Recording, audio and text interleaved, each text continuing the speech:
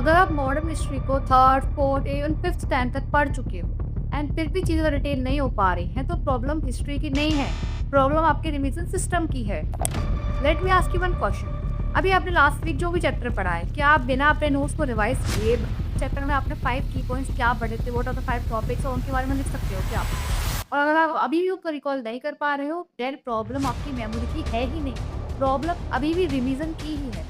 तो गाइस, मैंने अपने लास्ट व्लॉग में बोला था कि मैं रिवीजन करने जा रही हूँ बिकॉज़ मेरा मॉडर्न हिस्ट्री कंप्लीट हो गया था एंड मुझे लगता है कि अब आगे बढ़ने से बेटर है मैंने जो इतना सारा पहले पढ़ लिया, मैं पहले उसको रिवाइज कर लूँ। तो मैंने अपने रिवीजन में कुछ ऐसे मेथड्स एंड टेक्निक्स का यूज़ किया था जिससे मुझे सीरियसली बहुत ज़्यादा अच्छा आउटपुट मिला एंड मैं उसी को आज आपके साथ इस वीडियो में शेयर करने वाली हूँ। बिकॉज़ मुझे लगता है कि हम सिर्फ अपने नोट्स को रिवाइज करते रहें, उससे यूपीएससी नहीं निकलने वाला है। हमको उससे आगे जाना पड़ेगा बिकॉज़ नोट्स में तो हमने सारे इन्फॉर्मेशन लिख लिया। आपको जिस भी टीचर ने पढ़ाया वो बहुत अच्छा पढ़ाया है, वो सब ठीक है। आपने स्पेक्ट्रम पढ़ लिया, आपने सब कुछ पढ़ लिया। पॉइंट ये है कि आपको रिटेन कितना रख पा रहे हो, आपको कितना याद है, बिकॉज़ एट द एंड हमको आंसर लिखना है। So guys, in this video I will be talking about mainly 2 things. First is revision and second is your study wall, because ये जो स्टडी वॉल है वो आपके रिवीजन का ही पार्ट है। And third is your mains answer writing, but उस पर मैं सोच रही हूँ कि इन डेप्थ इन डिटेल एक अलग वीडियो बनाऊँ बिकॉज अभी मैंने खुद आंसर राइटिंग की इतनी प्रैक्टिस नहीं की है, तो I think I am not credible right now कि मैं आंसर राइटिंग के बारे में बोलूँ। तो पहले मैंने रिवीजन किया है, मेरे को उसमें बहुत अच्छा रिजल्ट मिला, तो मैं वो आपके साथ शेयर करती हूँ। मैंने अपने स्टडी हॉल को किस तरीके से डेकोरेट कर रखा, लाइक डेकोरेट नहीं, अपने स्टडी रूम को मैंने कैसे यूपीएससी वॉर रूम बना रखा है, वो मैं आपके साथ डिस्कस करने वाली हूँ आज। तो सबसे पहले हम स्टार्ट करते हैं रिवीजन से। So guys, technique number 1 is blurting method. इसमें आपको क्या करना है, you have to take this one paper and this pen. आपने एक पेन लिया, आपने एक पेपर लिया और आपने जो भी अभी चैप्टर पढ़ा उसको बस आंख बंद करके रिकॉल करो और सब कुछ लिख डालो, लाइक पूरा चैप्टर जो जो आपने पढ़ा सारे टॉपिक्स को लिख डालो in a one flow. This is what blurting method is. आपको अपने ब्रेन को डंप करना है, जितना याद आ रहा है सब कुछ लिख देना है। एंड जो आपने लिख दिया वो तो अब आपको याद रहने वाला है बिकॉज वो आपने एक बार नोट डाउन कर दिया है। एंड जो पॉइंट आपसे मिस हो गया, जो टॉपिक आप भूल गए हो, वही आपका वीक पॉइंट है। देन उसको अगेन रिवाइज करो एंड देन उसको फिर से लिखो। तो इससे क्या होगा, हम लोग पढ़ते रहते रिवीजन करते हैं, वो हमारे माइंड में स्टोर नहीं होता है। लेकिन अगर हम आपने एक बार में सब कुछ लिख लिया, वो आपकी मेमोरी में अच्छे से रिटेन हो जाता है। ब्लर्टिंग मेथड को गाइस आपको हर एक चैप्टर के कंप्लीट होने के बाद ही यूज करना है। ऐसा नहीं करना है कि पहले आप सोचो कि फर्स्ट सेकंड थर्ड फोर्थ मैंने 4-5 चैप्टर पढ़ लिए एंड देन अब जाके मैं पहले चैप्टर को रिवाइज करना एंड देन लिखूंगा, तो आधे से ज़्यादा चीज़ें तो आप भूल ही जाने वाले हो। तो पहले चैप्टर कंप्लीट करो, उसको एक बार नोट से पढ़ लो एंड देन आँख बंद करके जो जो आपको याद आ रहा है वो सब कुछ लिखना है। एक्टिव रिकॉल में क्या होता है, एक्टिव रिकॉल में बस हम आँख बंद करते हैं, बुक बंद करते हैं एंड रिकॉल करते हैं कि हमने क्या क्या पढ़ा। लेकिन ब्लर्टिंग मेथड आपको वो सब सिर्फ वर्बली रिकॉल नहीं करना है, आपको वो सब लिखना है। So now second method which I use it for modern history, especially for history, that is timeline layering. अगर आप हिस्ट्री को इंटरकनेक्टेडली पढ़ोगे तो आपको काफ़ी ज़्यादा आसान लगेगा। आपको नहीं लगेगा कि हिस्ट्री से रट्टा मारने का सब्जेक्ट है, सब बिल्कुल भी नहीं है। It's so interesting, it's just like a story and story की तरह आप उसको तभी करेक्ट कर पाओगे जब आप टाइम लाइन्स में पढ़ोगे। तो आई थिंक हिस्ट्री ब्रॉडली तो 3 ही कैटेगरीज में डिवाइडेड है for modern history I am talking about. First one is British expansion, second is social economic reform and third is your Indian national Congress वाला section जो है पूरा। तो आपको क्या करना है, आपको टाइमलाइन बनाना है। मैंने क्या किया, मैंने टाइमलाइन बनाई 3 लेयर्स, लाइक पैरेलली मैंने 3 टाइमलाइन बनाई है। Layer 1 for British expansion, layer 2 for social economic reform and layer 3 for Indian national Congress. तो इस तरीके से मैंने टाइमलाइन बना ली एंड लाइक मैंने लिखा कि 1600 वाला ईयर मैंने लिखा, 1600 के अंदर जो कुछ भी हुआ था ब्रिटिश एक्सपेंशन में भी है, सोशल इकोनॉमिक रिफॉर्म भी उस टाइम पर क्या चला रहा है सोसाइटी में, मैंने वो सब भी लिख दिया। ऑफ कोर्स इंटरनेशनल कांग्रेस में उस टाइम कुछ भी नहीं हुआ था बिकॉज वो फॉर्म ही नहीं हुई थी। तो इस तरीके से हमने पैरेलली 3 लेयर्स बनाती हैं एंड देन उसके नीचे ही उन्हीं सब ईयर्स पे आकर लिखना है। तीनों ही लाइन्स में, तीनों ही टाइमलाइंस में ईयर वही रहने चाहिए, तो आपको पता चलना चाहिए कि इस वाले ईयर में सिर्फ इसमें यहाँ पे ये हुआ एंड इस वाली जगह पर कुछ भी नहीं हुआ। तो इस तरीके से मैंने अपने वॉल पर ये लगा रखा है, बड़ा सा चार्ट मैंने बना रखा है एंड इससे क्या होगा, मेरे को जब भी मैं देखूंगी इसको तो मेरे को पूरी मॉडर्न हिस्ट्री रिवाइज हो जाएगी। इसके बाहर कुछ होना ही नहीं चाहिए आपके टाइमलाइन में। जितने भी इंपॉर्टेंट इवेंट्स हैं, जितनी भी चीज़ें आपको इंपॉर्टेंट लग रही है इस वाले ईयर में ये हुआ फलाना ढिमकाना, वो सब कुछ लिख डालो। इससे क्या होगा, आपकी मॉडर्न हिस्ट्री एक बार में पूरा क्रक्स आपको मिल जाएगा, आपकी पूरी मॉडर्न हिस्ट्री अच्छे से रिवाइज हो जाएगी। बिकॉज अब यूपीएससी सिर्फ फैक्चुअल नॉर्मल क्वेश्चंस नहीं पूछ रहा है, वो इंटरकनेक्टेड क्वेश्चन पूछ रहा है, इसलिए बेटर है कि हम उसको उसी वे में पढ़ें।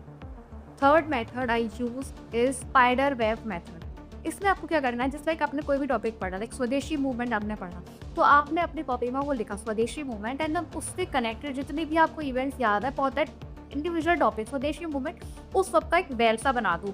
उसको आपने लिखा सेंटर में, अगर आपने लिखा कि उसमें लीडर्स कौन-कौन थे, उसके न्यूज़पेपर क्या-क्या थे, ये उसकी कॉजेज़ क्या-क्या थे, उसका रिज़ल्ट क्या हुआ, उसका हिडन इम्पैक्ट क्या था एंड ऑल दैट, जो भी था हिडन रीज़न क्या था कि कौन-कौन से लीडर्स इन्वॉल्व थे। आपने जो भी आपको स्वदेशी मूवमेंट में पढ़ा है, व्हाट आर द ईयर्स जो स्वदेशी मूवमेंट से लिंक है, तो आपने सब कुछ उसमें फैक्ट्स लिख दिया। तो इस तरीके से क्या हुआ, आपको किसी भी टॉपिक में आपका कंसेप्ट बहुत अच्छे से बिल्ड हो जाएगा। तो I think this is best. और कहने का मतलब मेरे सिर्फ इतना है, रिवीजन सिर्फ वर्बली नहीं होता है। आपको रिवीजन के लिए आप कॉपी एंड पेन उठाना पड़ेगा, उसको अच्छे से लिखना पड़ेगा। जब जितनी बार लिखोगे आपको वो चीज़ उतनी अच्छे से प्रैक्टिस हो जाएगी। एंड जब आप स्पाइडरमैन मेथड यूज़ करोगे, वो आपको आंसर राइटिंग में भी काफ़ी ज़्यादा हेल्प करने वाला है। बिकॉज आंसर राइटिंग में आप सिंपल आंसर लिख दो in a form of like intro लिखा, बॉडी लिखा, कंक्लूजन, तो उस तरीके से यूपीएससी में नंबर नहीं मिलते हैं। आपको जो है timeline, charts, diagram, event and keywords ये सब लिखना पड़ेगा। इससे आपका आंसर इम्पैक्टफुल होगा। एंड जब आप रिवीजन करो, तब फिर रिवीजन को भी ऐसे करो कि आपकी आंसर राइटिंग की प्रैक्टिस हो रही है साथ ही। बिकॉज क्वेश्चन तो वही फिक्स है। हिस्ट्री में ऐसा कुछ नहीं है कि बस हिस्ट्री का स्टैटिक सब्जेक्ट, उसमें ज़रा बाहर से कुछ नहीं आने वाला है। तो बेटर है आप जो भी पढ़ रहे हो, जो भी रिवीजन कर रहे हो, उसको ऐसे करो कि आपकी आंसर राइटिंग में भी प्रैक्टिस आपको मिलती चली जाए।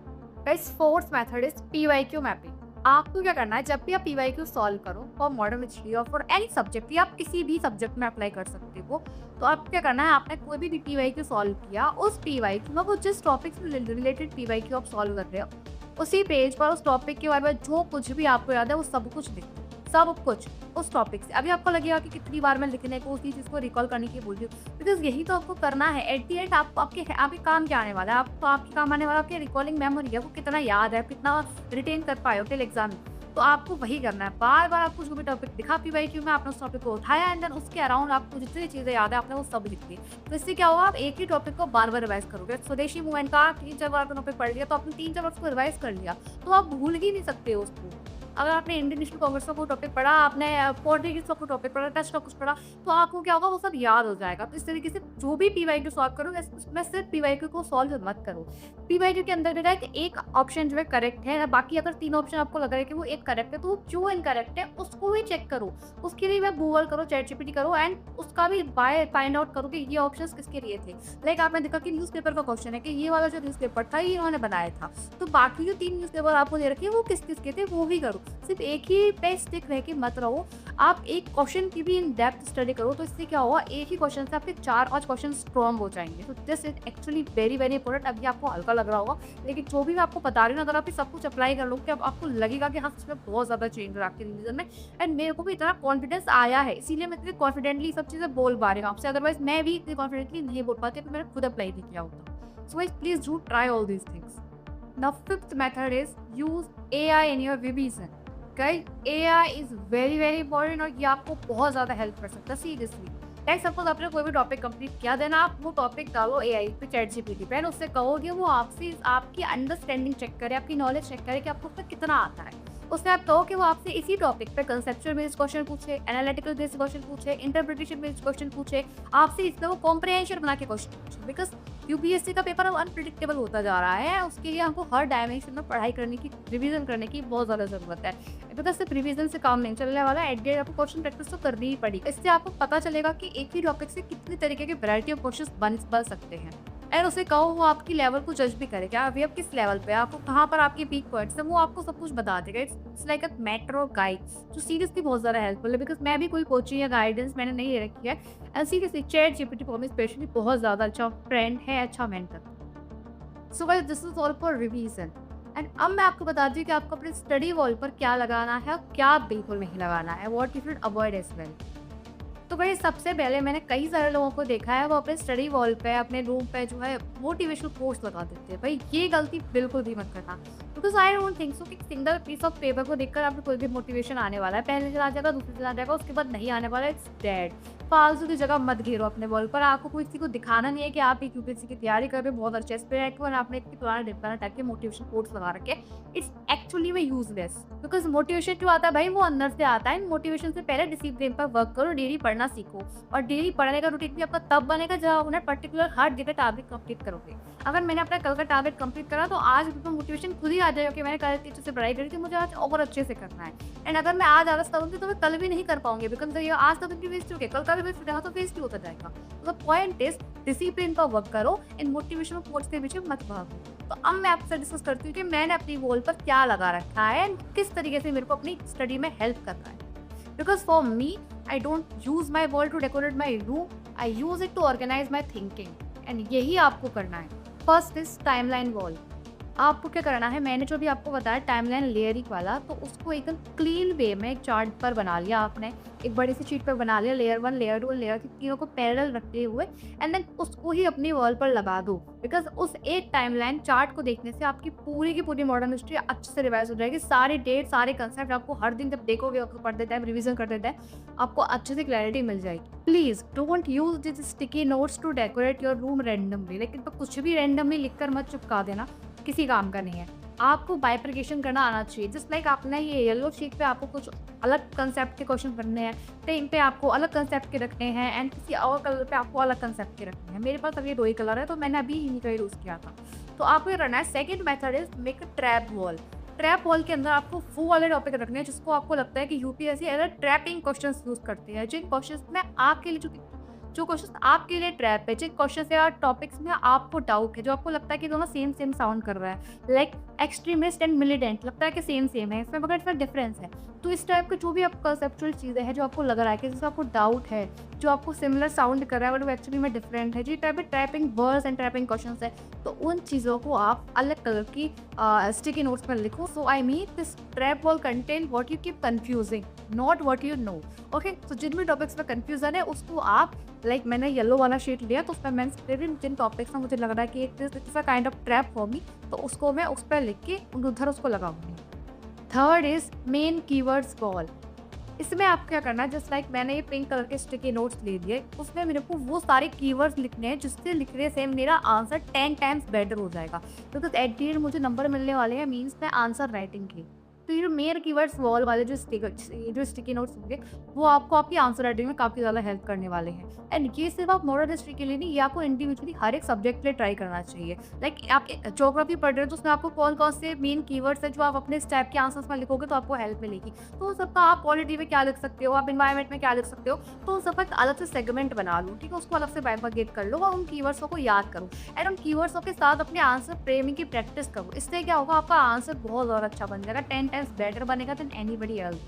For example, आपने लिखा economic nationalism, colonial exploitation, mass mobilisation, national awakening, socio economic reform, religious reforms, तो और भी काफ़ी सारे कीवर्ड्स हैं जिनका आप यूज़ कर सकते हो for each and every subject. No तो पॉइंट इज कि मेरे को ये कीवर्ड्स मिलेंगे कहाँ से। पहला, अगर आप कोई भी बुक रीड कर रहे हो तो अपनी बुक में से भी जो आपको लग रहा है कि एक बड़ा हाई फाई टाइप का वर्ड है जो आपको नहीं याद रह रहा है, तो उस टाइप के वर्ड का अलग कलेक्शन बना लो। तो स्पेक्ट्रम बुक से आप ले सकते हो वो मॉडर्न हिस्ट्री। आप अपने नोट्स में से चेक करो, आपको जो वर्ड लग रहा है कि ये इंपॉर्टेंट है, ये मैं कहीं पर भी यूज़ कर सकता हूँ, इससे मेरे आंसर में वेट वजन बढ़ेगा, ठीक है, तो वहाँ से आप ले सकते हो फ्रॉम योर नोट्स। एंड सबसे इम्पॉर्टेंट कि जो भी टॉपर्स आंसर शीट है उनको पढ़ो। लाइक कम से कम आपको 10 टॉपर्स की आंसर शीट पढ़नी है, not for only one particular year. Last के 5-6 ईयर्स की कॉपी पढ़ो, सबकी सब्जेक्ट वाइज। एक अपना जीएस पेपर 1 पढ़ ले, बिकॉज हिस्ट्री जीएस पेपर 1 में आता है, तो आपने वहाँ से पढ़ा एंड वो देखो कि उनके आंसर में से कौन कौन से डिफरेंट वर्ड्स हैं जो लग रहा है कि हाँ थोड़ा अलग स्टैंड आउट करा रहे हैं फ्रॉम ऑल अदर एक्सपीरियंस। तो उन वर्ड्स का कलेक्शन करना है, इधर से आप अपने वर्ड्स को कलेक्ट कर सकते हो एंड एट इन आप एआई का ChatGPT का भी यूज कर सकते हो फॉर फाइंडिंग द कीवर्ड्स। तो इधर से अपने कीवर्ड्स को बनाओ एंड उनके साथ अपने आंसर राइटिंग की प्रैक्टिस करो। Fourth is trigger wall. Trigger wall का काम है आपके माइंड को ट्रिगर करना, एक्टिवेट करना, लाइक क्लूज को जोड़ना। फॉर एग्जाम्पल दादा भाई नारोजी ने की ड्रेन थ्योरी, तो इस टाइप की जो ट्रिगर्स है आपको हम भूल जाते हैं कि मैंने थ्योरी किसने दी थी या फिर ये वाला सेशन कब हुआ था, कहाँ हुआ था, ठीक है, एंड इसका क्या काम था एंड ऑल दैट। इस टाइप के ट्रिगर्स हैं जो आपको लग रहा है कि जो भी क्लूज हैं, तो उसको शॉर्ट में आप एक अलग तरह के नोट्स में स्टिकी नोट्स में लिख सकते हो। और वैसे भी 3 इडियट्स का एक डायलॉग है कि सक्सेस के पीछे मत भागो, एक्सीलेंस के पीछे भागो, सक्सेस खुद झक मार कर तुम्हारे पीछे आएगी। तो भाई एक्सीलेंस पर वर्क करो, अपने रिवीजन पर वर्क करो, प्रैक्टिस पर वर्क करो, जितने PYQ हो सके उनको सॉल्व करो। आपका कोई भी सब्जेक्ट बहुत अच्छे से स्ट्रॉन्ग हो जाएगा, फिर चाहे पेपर कितना भी टफ आ जाए, आप औरों से ज़्यादा बेटर ही स्टैंड आउट करोगे। अगर पेपर टफ है तो वो हमारे लिए टफ है तो सबके लिए टफ होगा, बट उसमें भी बहुत अच्छा परफॉर्म करेगा, सिलेक्शन का एट उसका ही होना है। एंड इस वीडियो को आप लाइक करो या ना करो, चैनल को सब्सक्राइब करो या ना करो, बट इन टेक्निक्स को अपने डेली रूटीन में, अपने स्टडी में, अपने रिविजन में ज़रूर से अप्लाई करना। I can promise that you will find the very huge and positive change. So that's all for this video. अब मैं आपसे मिलूंगी जल्दी विद अनदर स्टडी ब्लॉग, जिसमें मैं अपने मॉडर्न हिस्ट्री के बचे हुए चैप्टर्स को कंप्लीट करने वाली हूँ एंड फाइनली मेरी मॉडर्न हिस्ट्री पूरी डन हो जाएगी। उसके बाद मैं अपने आंसर राइटिंग की प्रैक्टिस स्टार्ट करूँगी। तब तक take care guys, good bye, love you all, Radhe Radhe.